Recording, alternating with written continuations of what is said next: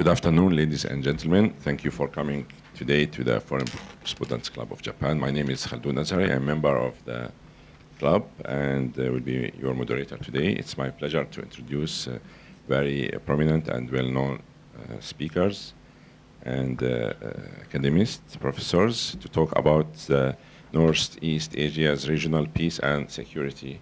This area has been getting a lot of attention for the last decades, and we don't really see any clear line how it's going to be cleared out in the near future or in the middle future. We hope that today's event will shed a lot of light about this. And I would like to introduce our guest from the right, from the very right, Ms. Xiong Li. And next to Kiyul Chung, yeah. Chung, he's a visiting professor at Kiyul University and Tsinghua University. Excuse my Chinese and Korean spelling. I'm used to Japanese. And then to his left is Mr. Brian Becker. It's easy to spell. And also to his left, Ms. Verhayden-Hilliard. And they all will give a presentation, each of about 5 minutes. And then we will have a session of question and answer after that. Thank you very much again for coming, and please welcome our guests. Thanks. I think they will start according to your own selection, basically. As you wish, please. Okay. My name is Brian Becker. I am the executive director of the Answer Coalition, which is the largest U.S. peace movement. We were the organization that, in the run-up to the U.S. invasion of Iraq, organized hundreds of thousands of people every month. October 2002 and January 2003 and February 2003. Millions of Americans, in fact, participated with us. And during the occupation of Iraq, we continued to organize, demanding the withdrawal of American forces from Iraq. We have offices in 25 cities, including Washington, D.C., which is our national headquarters, New York City, San Francisco, Los Angeles, Chicago, all over the country, and millions of people who get very little media coverage in the U.S. mainstream media, but who exist and who are involved in peace activities, are now undertaking a major effort to change U.S. policy towards DPRK or North Korea. We are here on the 70th anniversary of the end of the World War II, 70th anniversary of August 15th, when Japan unconditionally surrendered, and what is marked in Korea as Liberation Day. And we remember a war that came and had an end. It had an end, August 15th, 1945.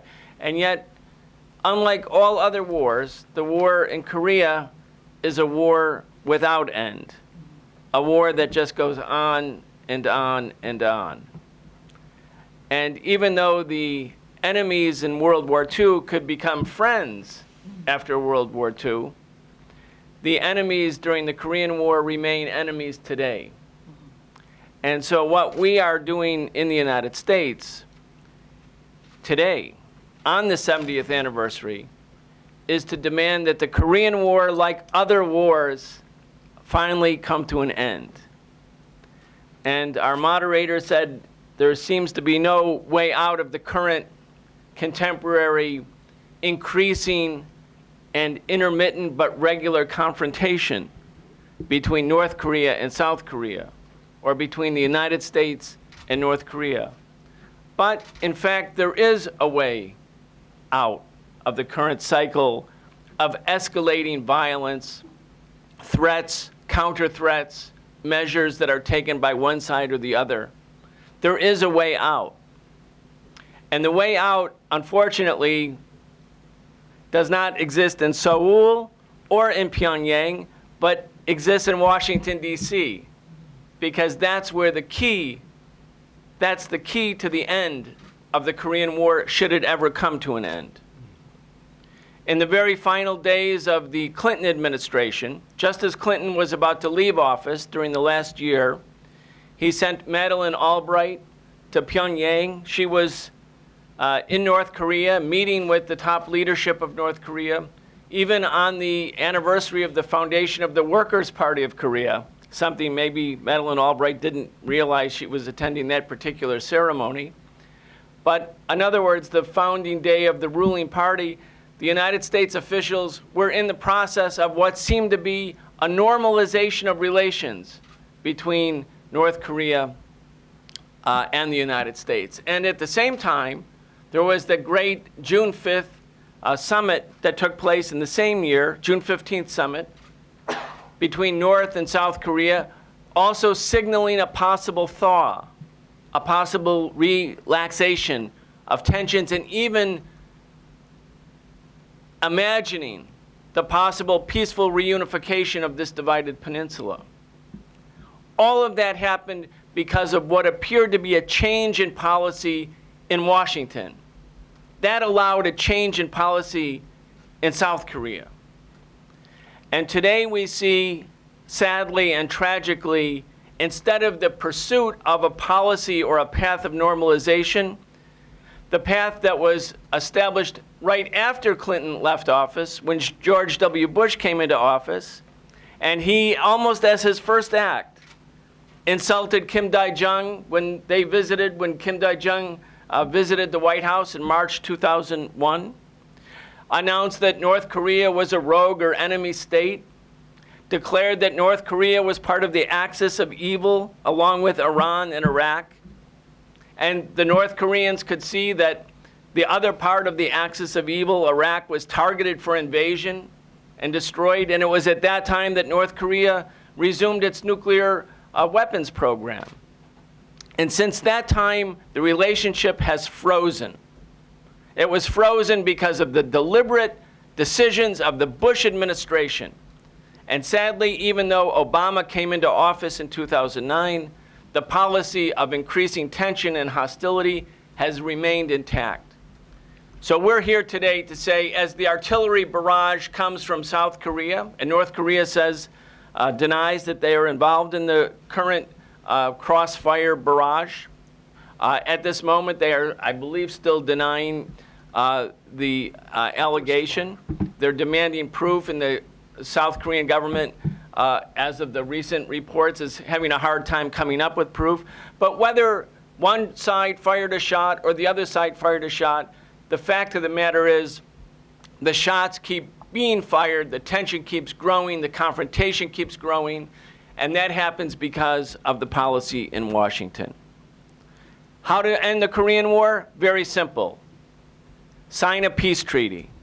Sign a peace treaty ending the Korean War, replace the armistice of July 27, 1953 with a real peace treaty. People say, well, North Korea is part of the Cold War, but so too was Cuba. And last month, after 54 years, the United States is opening an embassy in Havana, and Cuba is opening and has opened an embassy in Washington. Time for a new day. That's why we're here, to join our brothers and sisters from the Korean community in Japan, the Japanese peace movement, and people all over the world who believe that it's time to end the Korean War, to end a war which seemed to be a war without end, but actually could be ended with a new policy from Washington. In the United States, we will organize hundreds of thousands of people to participate in petition campaigns, lobbying, and travel to North Korea, which will begin in October of this year, to begin a people-to-people effort, as happened during the 54 years of blockade against Cuba, with the hope that, like with Cuba, we can change U.S. policy towards North Korea. Thank you. Okay, next one. Next one, yes. Good afternoon. I'm Mara Verhayden-Hilliard. I'm the Executive Director of the Partnership for Civil Justice Fund. We are a constitutional rights, human rights organization. We bring lawsuits and litigation in defense of people throughout the United States, and we also work frequently with former U.S. Attorney General Ramsey Clark on human rights matters involving both people in the United States and people around the world. And I'm here as part of this delegation and part of this peace delegation because, as Brian Becker was saying, there is no reason why there cannot be a change in U.S. policy and an effort and a very simple measure to end this ongoing war that still exists between the U.S. government and the DPRK. Key in all of this and the discussions of the past weeks is the relationship between the U.S. government and the Abe government. There was much discussion and much focus and anticipation of what would Prime Minister Abe's statement be on the 70th anniversary. Would he apologize? What would be the terms of the apology? Would he step back from prior apologies? Now, obviously, he not only stepped back, but went further to try and eliminate the responsibility or the need, as he said, of any future generation to acknowledge or apologize for the crimes of Japan during World War II. And the question for many, and I think for many outside of Japan, of course, is trying to understand, well, why is the apology important? Why does it matter? And it does matter. There's a real lack of understanding as to why can't the Japanese government, why can't the Abe government have a complete renunciation, have a complete acknowledgement of what happened, have a complete acknowledgement of the imperial and colonial policy that enslaved so many Korean people, including the sexual slavery of Korean women and other women of Asia, of the extreme war crimes committed by the Japanese government against the people of Korea and the peoples of Asia. Why, after all these years, couldn't the government, even now and today, be willing to apologize for what happened 70 years ago? And the other question, of course, is why should they? But as William Shakespeare said and wrote in The Tempest, the past is prologue. If there is an incapacity to acknowledge the past and to understand the past, then the past becomes the step to the future. And right now, the path to the future is a combination of Abe's ultranationalism and his appeal to ultranationalists in Japan, combined with the partnership with the Pentagon in the United States. And these two things cannot be separated. The United States government is partnering with the Abe government as the United States has turned now in its pivot towards Asia. And it's important to recognize that by the year 2020, more than half of the US Navy and Air Force is expected to be positioned in the Pacific region. This is part of a growing confrontational policy from the US government towards the People's Republic of China. The Abe government's actions don't stand alone. They stand in partnership with the Pentagon, and they stand in partnership with this realignment and this aggression in Asia and towards the People's Republic of China. So for future generations, it is important that future generations recognize the history of Japan and Japan's role in World War II. Because as the US government, in fact, wants the Japanese government to eliminate Article 9 of the Constitution, it will allow Japan to become a greater militarized force to partner with the US government in the region. So we cannot, as people from the United States, divorce the aggression, the language of the Abe government from US government designs in the region. But we also recognize from the United States that the level of aggression and the language and the actions of the US government can change and can shift based on the demands of the people, both in the United States and in solidarity with people around the world. And just as Brian Becker was saying, one would have looked at the relationship between the US government and the Cuban government and think it would be nearly impossible to see that change. Or the efforts to have a negotiated resolution between the U.S. government and Iran and think, how can that change? And yet these things are sea changes in diplomatic relations and relations between countries.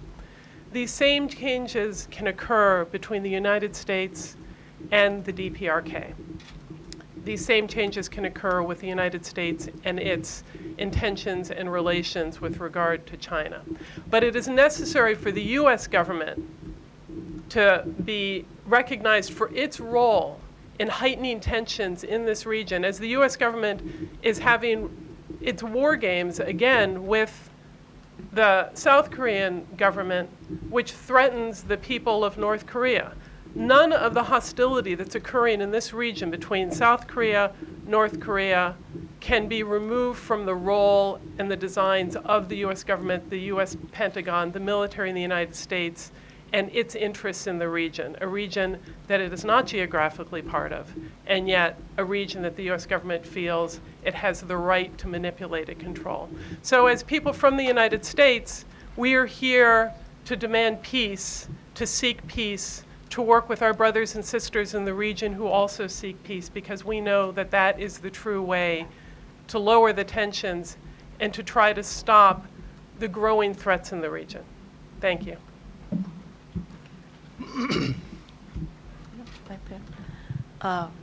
Good afternoon. My name is Xiong. I'm from China. I used to work with Tsinghua News Agency, and I've been teaching journalism since I retired in 2006. And I never regard myself as an expert on the Korean Peninsula or any international affair until I came to realize that many so-called experts in our country do not see facts. And they ignore some simple facts while joining in the chorus orchestrated by the Western mainstream, like denouncing the DPRK for their nuclear program. And of course, my friend Zhou Jun is here, and he knows the history and the Korean Peninsula much better than I. The only pity is that he doesn't speak English. But he and I and many other grassroots scholars in China, if you may call that,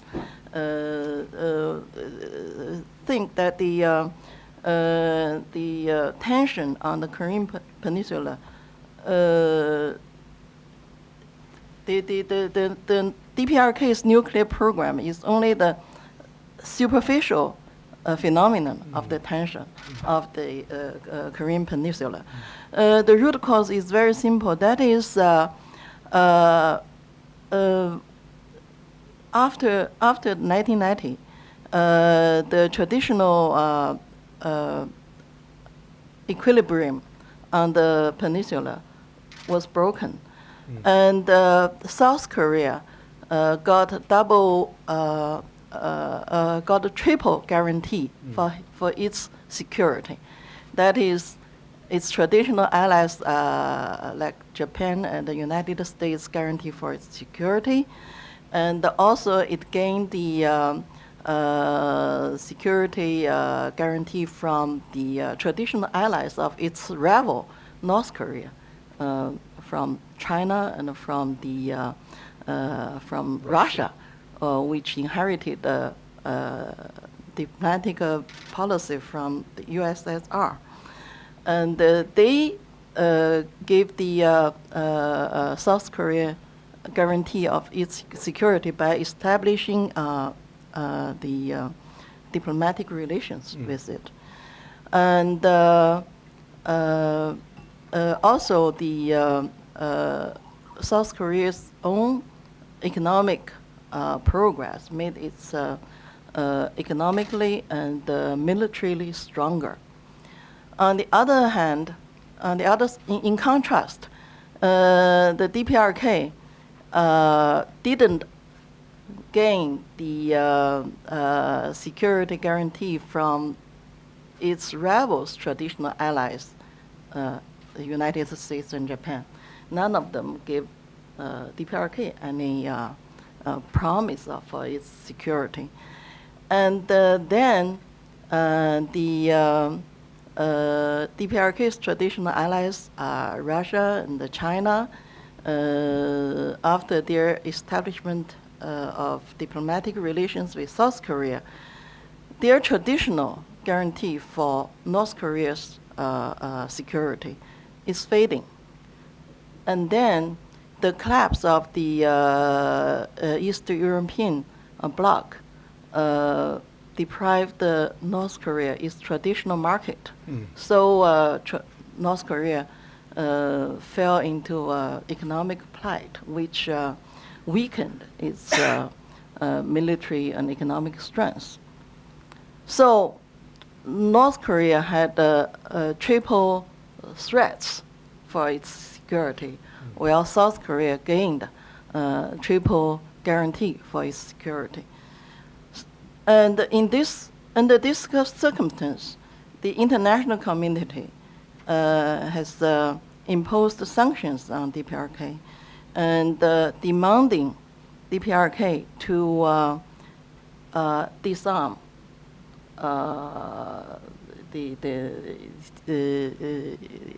its nuclear program.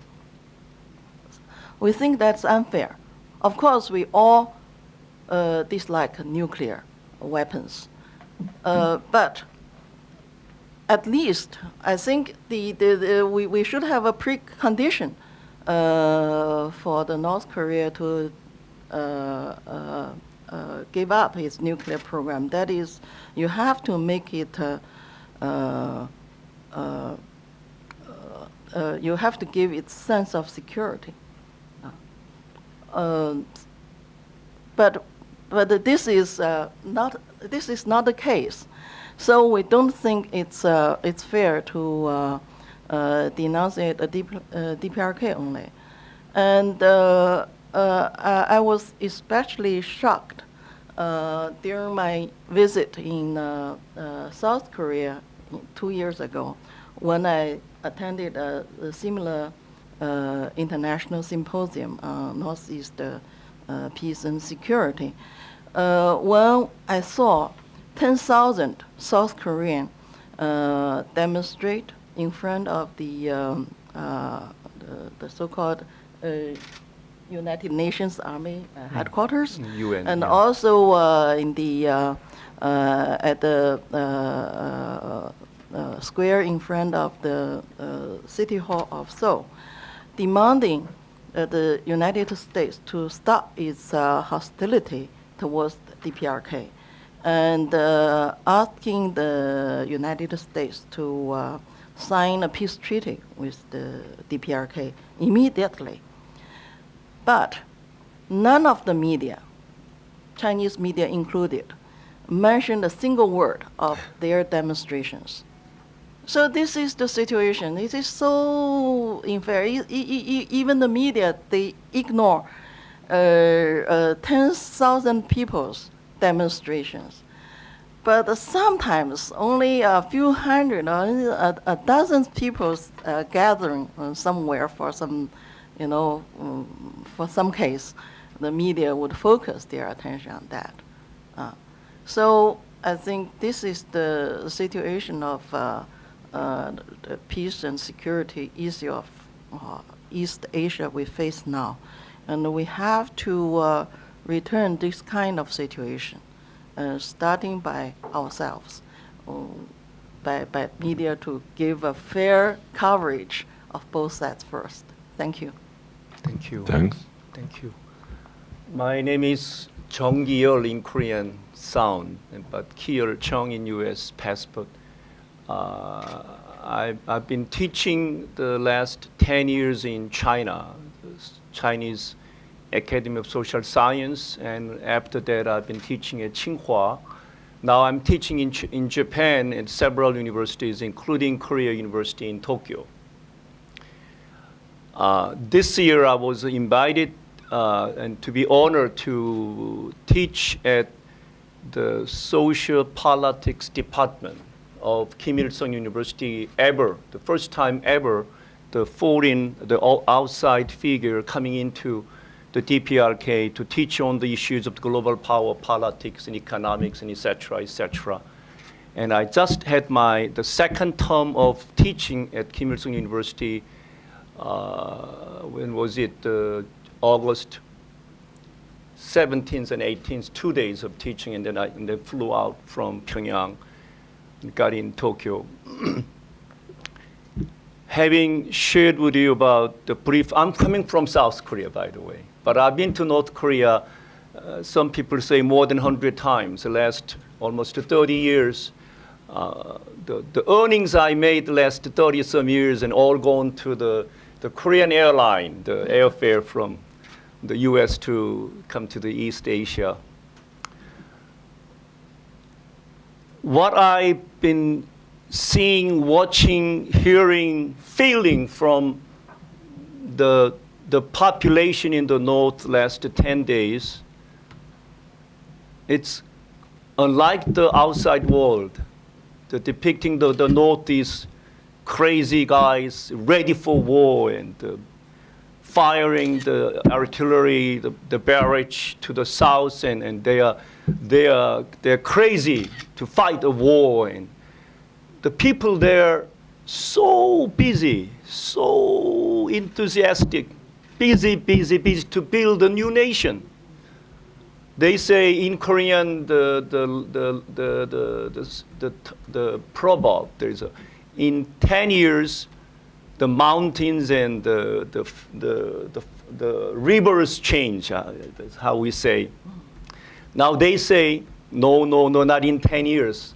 Within 1 year, the mountains and the rivers change. Meaning, during the last 3 years of this new young leadership, Kim Jong-un, the first secretary of the Korea Workers' Party, the sea change is amazing change is taking place last 3 years, not only in the side of the military readiness or the defense capability to deter any nuclear or any sort of military maneuvers from the United States of America last 65 or 70 years. They are building new nation. Everywhere you see the new buildings rise up. More focused on, the massive, the national, the economic resources and human resources, particularly the Korea People's Army. It seems that it's not like an army. They are the construction workers. Everywhere, the People's Army building new bridges, new buildings, creating the amusement park, and building the hospitals and building the new schools around the country. But as soon as I got out of the nation of there, it's like a kind of a military barrack preparing war, to fight a war. That's what I see soon after I got in here, that today what we hear starting yesterday, both North and South, they're saying conflicting claims. The South claims the North fired first, and North, no, we didn't fire. They fired 36 artillery. After an hour later, South claimed that they fired 2 the shells. It's like the day before, or the few days before the June 25 of 1950, when the Korean War took place, from which more than 4.2 Korean population were wiped out, destroyed. The whole nation was bombed and labeled and destroyed into ashes. I'm teaching in international schools around the world. What I see in Korean Peninsula, in the Northeast Asia, the same thing, the fundamentally same thing is happening in the Middle East. The same thing in Ukraine. The same thing in the South Sea China. Is elsewhere we see around the world where US is involved the last 70 years, since 1945. According to the US, the Ministry of the United States of America, so far 82 military conflicts, including major wars, starting Korean War. Out of that, more than 50 million human lives were destroyed. 4.2 million Korean lives is part of the 50 million, the lives destroyed from that 80-some military war or conflicts, where the only global superpower, called itself the 21st century empire, is involved. And as a Korean, age 62 now, 62 years old, was born in at the end of the Korean War. I mean, posing the Korean War, the July 27. I was born right before that. The Armistice agreement was signed. As a Korean, as a human being, I hope what's happening now is not another prelude to another war, which war will be absolutely different from the war we had in the 1950s. This war will be fundamentally different war. It's not going to be confined, limited into the Korean Peninsula. It is going to be automatically the regional war in the sense of the Northeast Asia, and of course, it will be a nuclear war. As since the Bush administration, US has stated publicly that they had adopted the preemptive first nuclear strike policy against the 7 nations. The North Korea is one of those 7 nations. And today, since 17th of August, US has mobilized 50,000 South Korean military soldiers and 30,000 US soldiers in the southern part of Korean Peninsula, waging in the name of the Ulchi Freedom Guide, so-called military exercise, but it is a very aggressive. They're targeting the government of Pyongyang, the North Korea. They publicly stated that they are intended to get rid of the leadership of the North Korea. It's a statement of war. And then this conflicting, accusing each other, and no, yes, they did, no, we did it, is this type of situation, as this exactly same thing happened a few days before the Korean War, June 25th, 1950. I hope, as a Korean and as a citizen of the world, US government and all governments involved, as Mr. Brian Becker, Dr. Verhayden-Hilliard, and Professor Xiong mentioned, find a peaceful solution, win-win solution for the sake of everybody on earth. Not only here in Korean Peninsula, but also in Ukraine, in the Middle East, in South China Sea, and elsewhere around the world. I hope the global mainstream media hope to join in this call for peace and genuine sense of security for everybody, for every nation on earth. Thank you very much. Thank you for your presentation. We'd like to open the floor for questions and answers. We have about half an hour. Please raise your hand if you, Attoney. State your name and affiliation. Anthony Rowley, Singapore Business Times. Professor Chung, question is mainly to you. You've presented a very chilling scenario. Why should the United States or South Korea be choosing this particular moment for this provocative action? Is there any particular reason why they want to actually provoke a confrontation with North Korea at this particular point in time? If any of the other participants wish to answer the question, then please do. After my brief, the comments, I hope my other friends can join. We were advised by the coordinator we should cut short up to 11 seconds of each our remarks. No, I mean, not 11 seconds, but I was giving an example. 12 The world media talks about it's a North and South fight. No, no, no, no. It's not the North and South Korean brothers and sisters fight. It is the Korean people versus the United States of America. I mean, not American people, but American policy, or as Professor Noam Chomsky called it, the U.S. imperial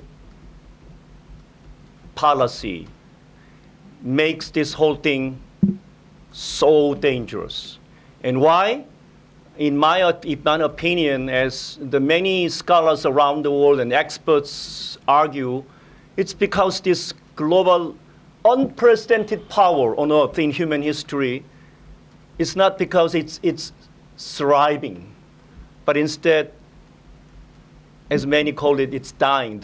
It's dying. Empire is dying. So we see many similar, fundamentally same thing happening in Ukraine, in the Middle East, and around the world. The second point, the Korean regime, I mean the Park Geun-hye regime, it's not independent from United States of America, same as the Abe government. Not only military, but also economics and politics. The previous government, Lee Myung-bak, the president, even before he became the president, his powerful politician brother, older brother, went to U.S. embassy, met then the ambassador from the United States, saying, the ambassador, don't worry, my brother is born to be pro-America. He's in Korean language, 뼛속까지 친미 사대주의자니까 걱정하. Don't worry about him. He will be your man. That's the Korea and U.S. relationship for the last 70 years. And that Park Geun-hye regime is crumbling down. And one after the other, the non-stop domestic political crisis haven't stopped at all. And from the very beginning, she was put into power. She came to power through illegal the election processes, mainly the coordinated by the Korean CIA or the Korean the National Information Agency. So, sir, to your comments, even if my comments already passed the 11 seconds, the two things. One, the U.S. situation, meaning U.S. is losing elsewhere. Its dollar global hegemony is losing. Its military hegemony is also losing. So it seems U.S. doesn't have any much time left. And then the Park Geun-hye government, there's no whatsoever political credibility on herself. And then the internal crisis is so dire. And so they need something that they need to blame, as the previous governments have done. Whenever political crises take place in South Korea, they create something and then blame everything to North, and then crisis pass by. That's it. Yeah, I do want to say something quickly. We're not associated with any government entity, nor do we have the capacity to have independent verification on specific elements, say, in terms of the military confrontation that the whole world knows is taking place right now. Nor what the DPRK is saying, again, we have no way to independently verify, is that this is an unprovoked, staged episode. And they have, for a second time, denied that they fired the missiles.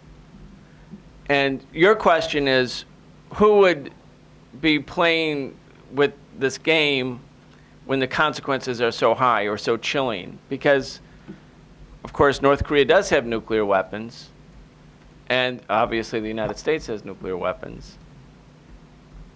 I think there's another way to look at the question, though, rather than for us to say categorically who's got the motive to create the provocation, is for all of us to acknowledge that in this part of the world, which is the most militarized part of the world, whoever starts the conflict risks and almost inevitably guarantees that there will be a response or a countermeasure.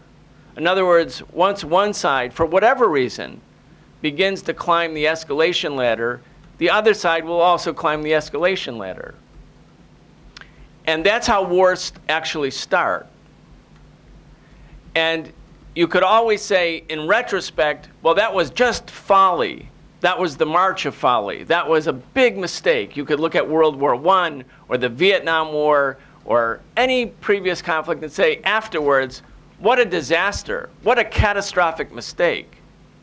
And we can always count on human folly and miscalculation from different political or military leaders. That's a guarantee because it's the human condition. What we have to look at now and what we're emphasizing now is the context. The context means that there will inevitably be incident after incident after incident in the Korean Peninsula, which has within itself the possibility for a global or at least expanded regional conflict. And we're playing with matches. And is it really absolutely necessary that the United States maintain a policy of confrontation and extreme animus towards the DPRK?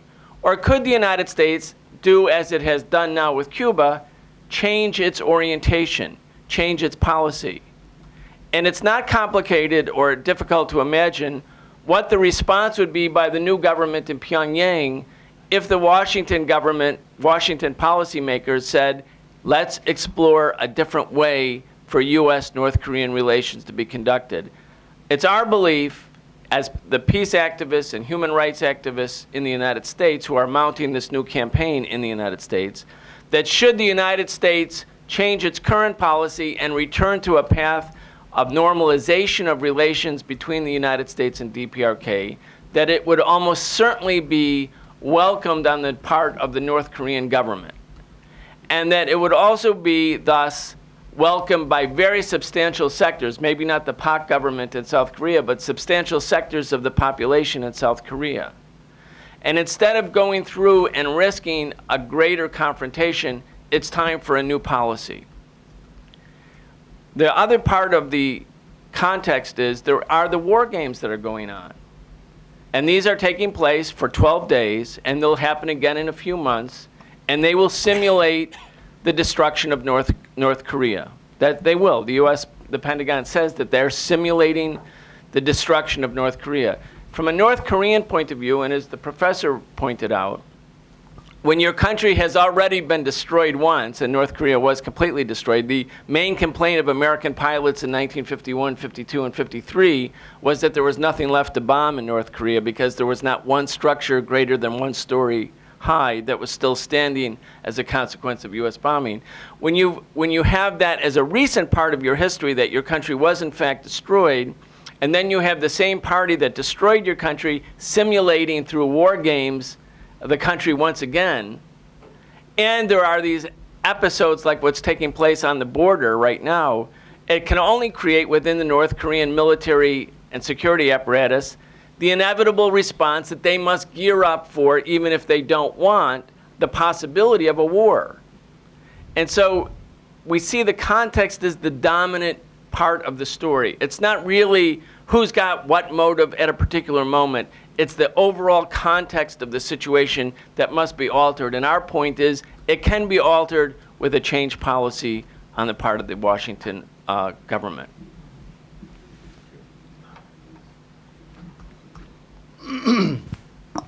Joël Lejean, RTL France Broadcasting. Professor Chung, you're back from Pyongyang. Do you have any information on what happened to North Korean Vice Premier Xiong? Some rumors or some news report. A North Korean Vice Premier Xiong, who was mentioned has been executed for. You haven't heard about it? I know the story. What's Please going go on? and finish. No, my question is, do you have any confirmation? What happened? What's behind the scene? I mean, I will answer when you finish. Yeah. Okay.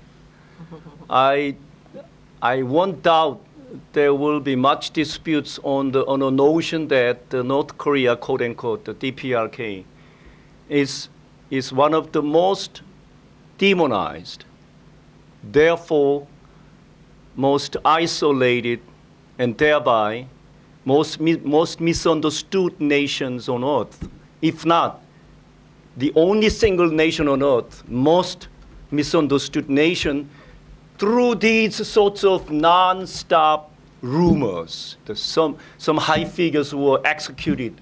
Even the high figure was killed by the mad dogs and eating that man up, or even the high military figure was executed by the anti-air artillery fire. The single man stood there. I don't know why they used that anti-air, the fire to kill one man to execute. Non-stop, day and night in the Japanese media, South Korean media, and then global media picked up easily, and then reproduce, and then whenever they produce it, it gets much bigger and much serious. But I hope to invite you all this October.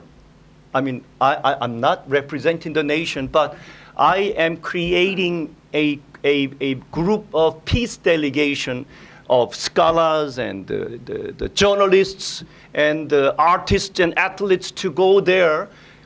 You see that nation, the people there are crazy to fight a war? No. They work hard to build their nation. They hope for peace. They die for reconciliation. No more war, no more fight.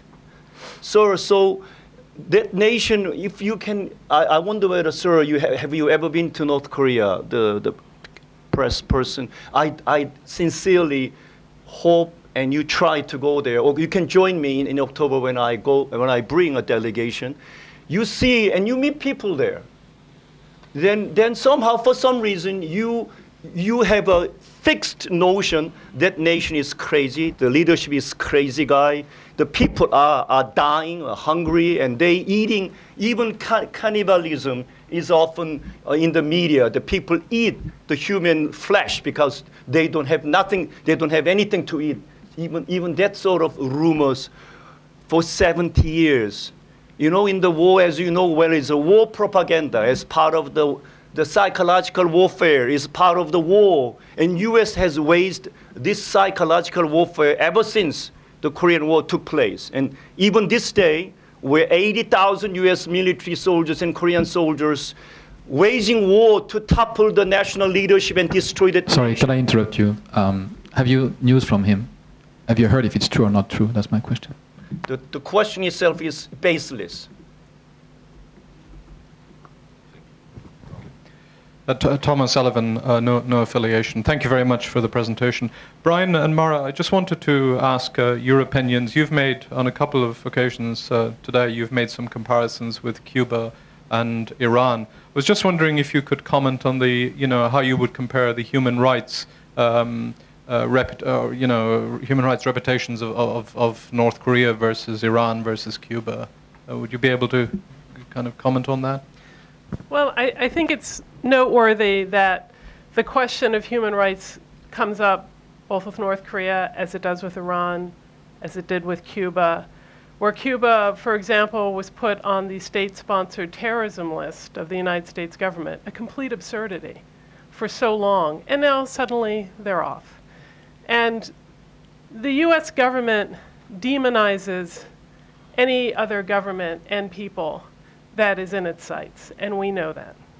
And we know too that the reports and honestly the willingness of the both domestic US media and the international media to dutifully and broadly report any allegation, particularly the most sort of extreme and outlandish claim, when they are unsourced and unsubstantiated over and over and over again, or in the notable, most famous North Korean defector who turned out to have been lying, and other defectors are the ones that pointed out that he was lying. And yet, you look at the United States, and as an attorney, a civil rights attorney who brings litigation against police misconduct and abuse within the United States, we don't have the coverage domestically or internationally of the US prison system, of the extreme torture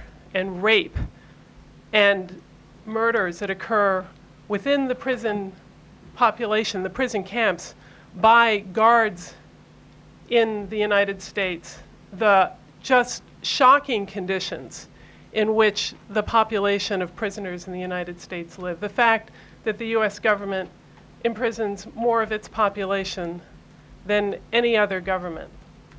The fact that there are known prisons, women prisons in the United States where the women are, as a matter of routine, the women inmates subject to constant beatings and rape from US guards, where the Justice Department has acknowledged and yet not intervened.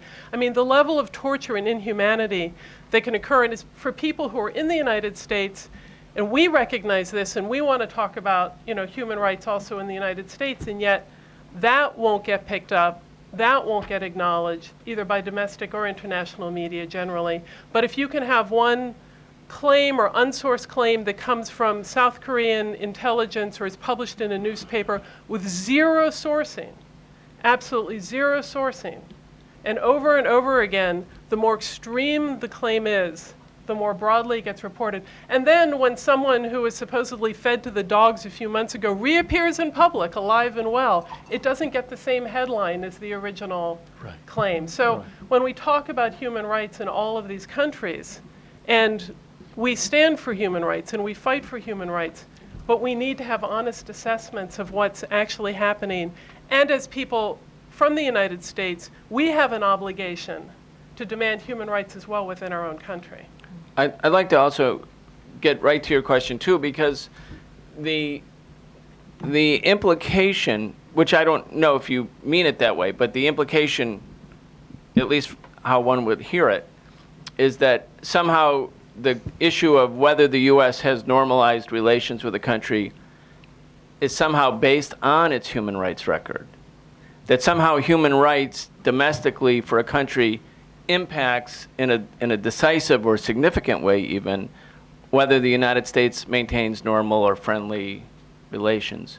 Now, we know the United States, the largest recipient of U.S. foreign aid is the government of Israel, which is occupying West Bank and routinely bombing Gaza and creating an apartheid system within Israel for its Arab population. The second largest recipient of U.S. foreign aid is the Cairo government, which is obviously slaughtering people based on their involvement in dissent and putting them in prison and putting the ex-president on trial and sentencing him to death.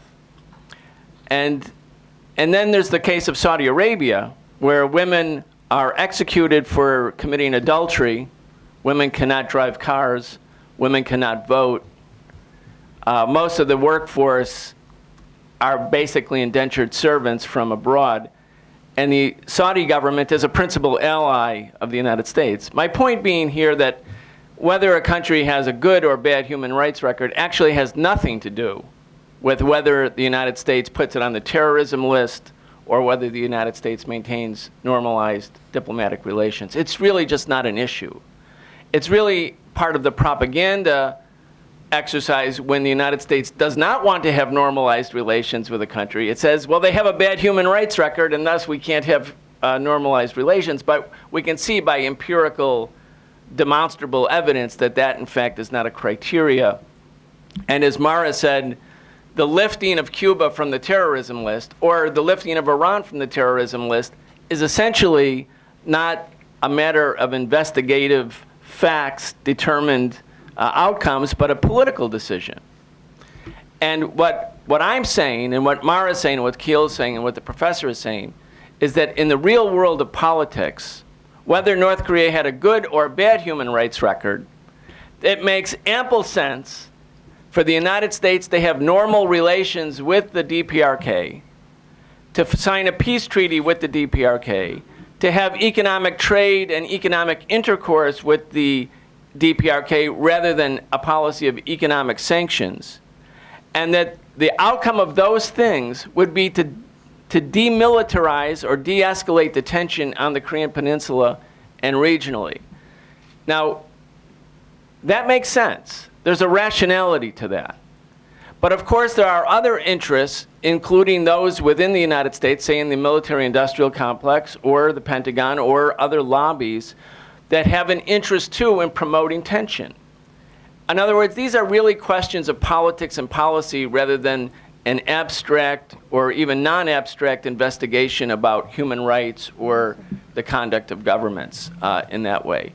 So our advocacy here is for an end to the Korean War, a peace treaty, an end to economic sanctions, a new day.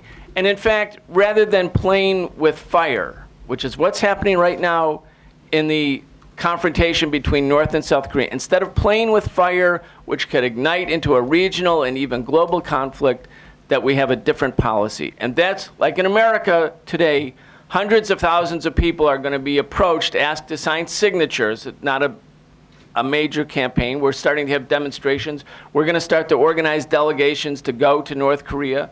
North Korea is expanding its tourism. It's trying to open up to the world. We think it's time for the United States policymakers to reciprocate and to change its policy towards DPRK. I just want to emphasize one point. That is the DPRK may be not free from human rights problems, as no country in the world is free of human rights problems. Even my recent trip to Norway, I learned that some minority people there were oppressed by the majority people, even the Norway government. But DPRK is one of the few countries which were sanctioned. And the sanction itself is very inhuman. I think it only can worsen the human rights problem in a country.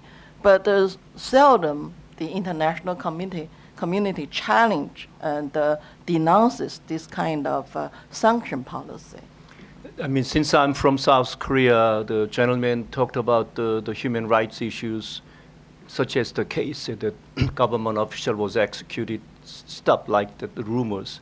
But the fact, as Professor mentioned in the beginning, that in South Korea, for example, not only this time, but this time alone, anybody dare to challenge Park Geun-hye government, then he or she be jailed. A political party was dissolved illegally. And even the human rights activists to call for the government full investigation, what happened to those 300 students, the high school students who were deaths, the sinking death incident last year, April, those human rights activists were put to jail. Simply they were calling to government, Park Geun-hye government, to investigate why and what happened that young kids had to die in the sinking ship called Sewol Ho last year. So, but the international media, unfortunately, including US and Western media and Japanese, we do not talk about what is really taking place in the sense of, genuine sense of human rights in South Korea. But as my friends mentioned, wherever it comes from, there's a guy was killed, that guy was executed, then all of a sudden, the whole world is, I mean, you know, the singing and then ever more getting bigger and bigger and getting crazier. I hope the global media, mainstream media, when you write about the North Korea, so-called North Korean, the human rights issues and the leadership is crazy guy to kill his top leadership, that sort of rumors almost 100% coming out of the Korean CIA, called the National Information Agency. But you don't even question whether it's credible or not. I hope international media do so that we could tell the truth. true facts to the world so that people can judge, not misjudge, misunderstand. Just follow up, how can we show that as international media? We are here in Tokyo, we don't go to North Korea. So how can we make sure it's rumors? Just follow up, please. Can you answer me? Well, one thing is most of the. I mean, it's not that there hasn't been any political execution in North Korea. We know that there was the execution of a high government official, but we also know that there are many, many stories about executions that turn out not to be true. As Kiyul mentioned, individuals who then reappear in public, and we've cataloged, and you can catalog if you pay careful attention, how the story begins. The story begins with a report from CIA, South Korean intelligence, and then it gets picked up big time in the US media, and then it gets reported over and over and over again for about a week, and then usually the story disappears. And during that time, the story has either become unverifiable or verifiably false, and yet it becomes and so there's a correction, but nobody pays attention to the correction. And then the Korean intelligence group and the lobbies who are helping South Korean dissidents, so-called, start the next rumor, and that same process repeats itself. And we have been watching this and recording these things, and outside of the one execution, which we all know about, most of the other stories have either been unverifiable or verifiably false, and there's just no coverage of them. And I think any responsible journalist can do some of the things that we're doing, which is to keep track. Look at those stories and follow the stories beyond their initial splash, their initial headline, and see if they're either verifiable or turn out to be verifiably false. To your question, sir, Thank you. brief comment that the U.S., the global power, has lost in its military wars and conflicts ever since the 1945, the World War II, starting from the Korean War through Vietnam War until this time in the Syrian conflict. And therefore, the US came up with the language so-called soft power strategy. We call the cultural imperialism versus military imperialism. And I think US has gained tremendous success in this soft power strategy, meaning human rights, freedom, and democracy. The famous name, the NED, the CIA funding, US government funding, the largest ever NGO called National Endowment for Democracy. In the NGO, the soft power strategy, since 1980s, has almost completely wiped out most, if not all, the genuine sense of the democratic national liberation, anti-imperialist struggles around the world, including South Korea. And so that the demonization, such as the rumors, baseless rumors, continue. I don't think unless US government changes its policy toward a specific nation or toward for the whole humanity, this type of baseless, groundless rumors will not stop. And so that because the soft power, which has been greatly successful, will not stop to further the imperial ambition in the case of the North Korea and around the world. So as my brother called for, unless US changes its policy for North Korea and for whole Korean population, there's no North or South Korea, it's one Korean people. The Koreans call for peace, one Korea. But we've been forcibly divided the last 70 years. And this is the time the US government come forward to allow us self-determinedly bring us into one nation, one peaceful country. Thank you. Yes, John? John Boyd, freelance.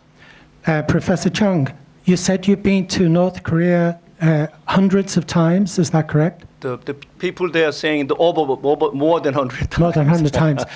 Have you traveled around? Yes, sir. And have you had somebody like a government official with you, or were you independent to travel?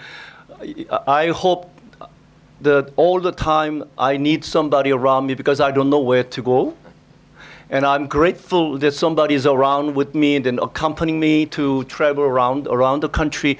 If you are, sir, I don't know your last name, the Mr. A or B, if you are trusted by the people there, you are so free. I think I'm quite trusted probably. Otherwise, I won't be able to move around elsewhere I want to go. But I need somebody help me to drive somewhere, to go down the Panmunjom or up in the Wonsan area. So yes, sir. But that nation, sir, when you approach to this sort of these issues, remember that small, tiny, divided nation, only 25 million population, been isolated and been economically sanctioned for 7 years, been financially sanctioned and militarily threatened for 70 years, sir. And that nation, nobody around to help them to defend themselves, except they themselves. So, yes, they don't have the freedom what you have and I have in this so-called free world. And during your travels, you've seen no signs of people starving?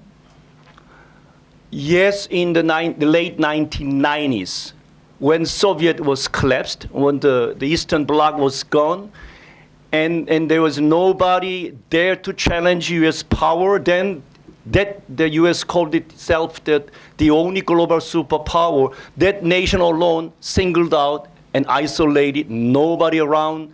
And then 6 years of non-stop natural disasters brought them to almost kneel down and starving and starving and starving.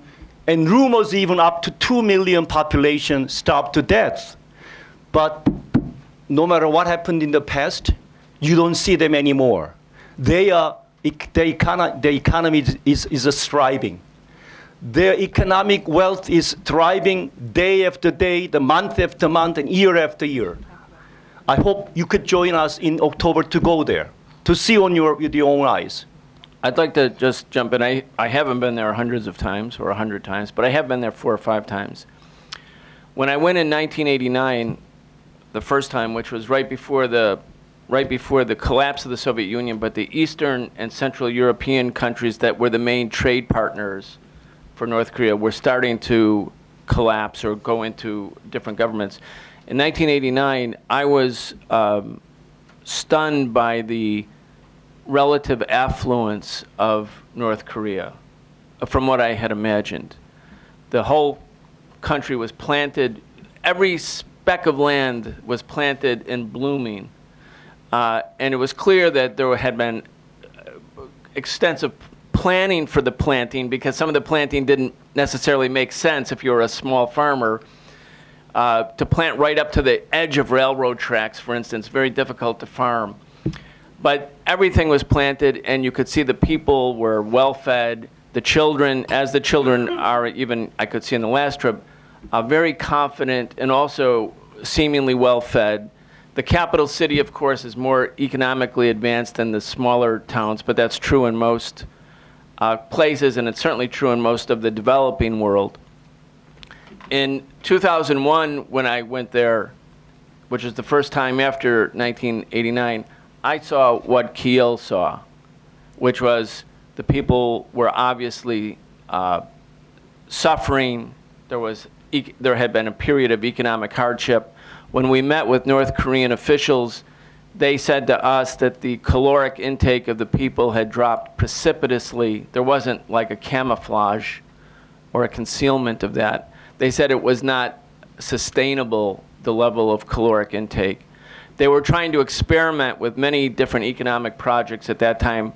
North Korea's a colder climate. They were trying to convince people to eat potatoes instead of rice. Of course, their cultural inhibitions to that kind of transformation, even though it might have made sense from an agricultural point of view. There was a lot of struggling. That was 2001. I think since then, and particularly in the recent period, there's been an ascendant increase in economic production that's demonstrable.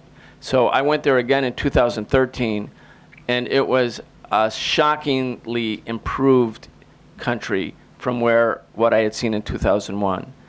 And again, people didn't, you didn't see any evidence of we went to different parts of the country. We weren't just in Pyongyang. We went around to many, many cities and towns, small and big. There were not signs of malnutrition. There were kids out on the street. You'll notice the streets are if you get a chance to go to DPRK, one of the things that strikes you, especially coming from Washington, D.C. and New York City, is how safe the country appears, so that while there may be minders or people who assist foreigners who come, you see young kids, 5 and 6, walking by themselves, unaccompanied by adults, with complete confidence down the streets and sidewalks. And you can tell a lot about a country by its children. These are confident kids, really confident children, educated children. And I would say, based on my very meager observations, because I don't speak Korean and I've only been there 4 times, that I could see an ebb and flow in terms of economic performance, and we're clearly in a period of economic advance. The other thing that was different is that there's been a lot of recreational and social construction. So you see there's a roller skating craze going on in Pyongyang. A lot of people are roller skating. There's free roller skating rinks.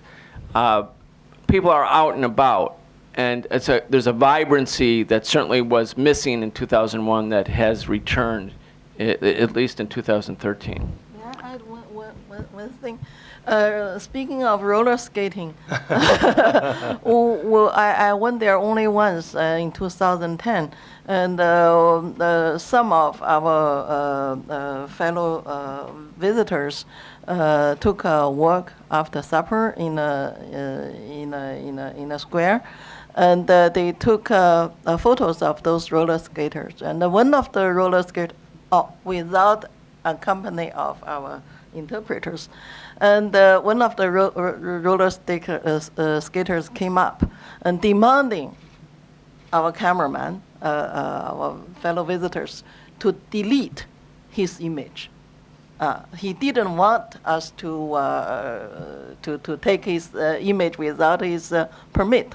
So they could have some freedom to get associated with visitors. And also I learned that before our trip, it was not allowed to take a video camera. And previously, they didn't allow you to take any camera. And then camera and the video camera, and when we went there, everything was okay except the cell phones. We had to leave our cell phones at the airport. But now I learned from Mr. Chung that you can take your cell phones in. Of course, they had no access to international internet. But you could see there is some progress made little by little. And the country is opening. If I may, just one more comment.